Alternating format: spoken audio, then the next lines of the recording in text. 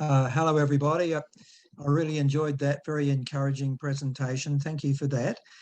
I'm going to talk about health worker training in South Sudan.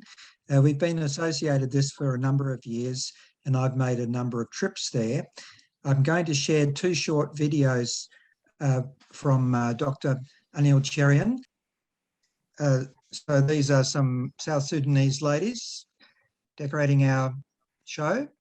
And this is the institute in Bor where these health worker students are training. There are clinical officer and midwifery students. Anil and Shalini Cherian from South India are running the institute. It's a government institute, but it depends on funding from outside, including from HealthServe. So it's a 3-year training program for both the clinical officers and midwives. Last year, because of the COVID epidemic, we got involved with supplying oxygen concentrators and PPE equipment. And this shows the extent of flooding in South Sudan last year when the Nile reached a 100-year peak. And this had a devastating effect on the country. So as a combined calamities of COVID plus the flooding. So this is taking a boat down the main road of the street.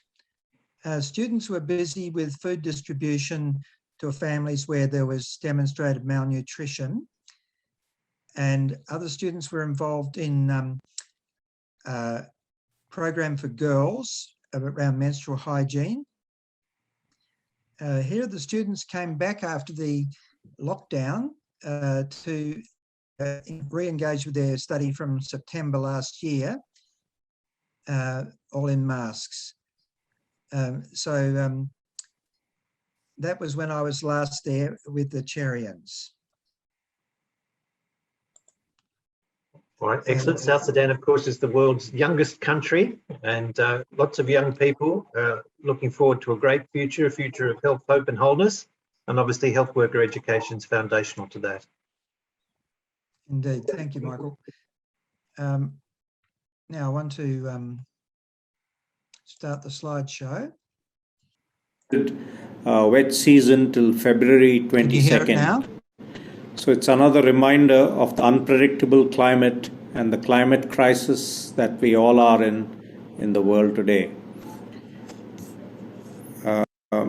Dr. Owen Lewis will be representing us at the annual conference and Christian Health Initiative South Sudan, and will update you on the South Sudan Health Workers Training Program and other developments in South Sudan. I just wanted to highlight that 2021 has been a rather busy year, and we have tried to make up for the lost time in 2020 due to the pandemic and also the severe flooding of Jonglei state.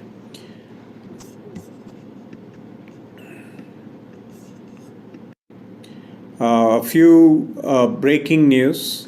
We are planning to have a partnership with the Mother of Mercy Hospital in the Nuba Mountains. They wish to affiliate with us to start a clinical officers training and midwives also in Nuba Mountains. There have been some delays to the phase 2 renovations of the ECSS clinic in Bor, but we hope to complete this month and we expect to become operational in 22. We are also partnering with the partners in Compassionate Care USA to develop the Christian Memorial Hospital in Bor Town and to make it into a teaching site. CHI is facilitating a consultation for the ECSS, that is the Anglican Church, on engaging the church in developing health in South Sudan. This is going to be on 20th of October this year. In July, I gave a ICMD webinar on training of health workers in South Sudan, a transformational ministry. For those of you who would like to know more about our work and ministry, you could watch this on YouTube. I've just put the link to the YouTube video below. I hope that the HSA annual conference has been a meaningful time so far, and I hope that all the deliberations go well. I'd like to take this opportunity to thank all our friends and supporters in Australia. We thank you for your prayers, especially for being behind us during our difficult times and hurdles. And we thank you for your generosity. I especially want to thank Michael Burke and Owen Lewis, John, Caitlin, who was the program officer earlier, and Tamara. May God bless you all and keep you safe during the coming year. I just want to leave you with a snapshot or an image of our dreams. I called it a visual rendering of Jongla Health Science Institute.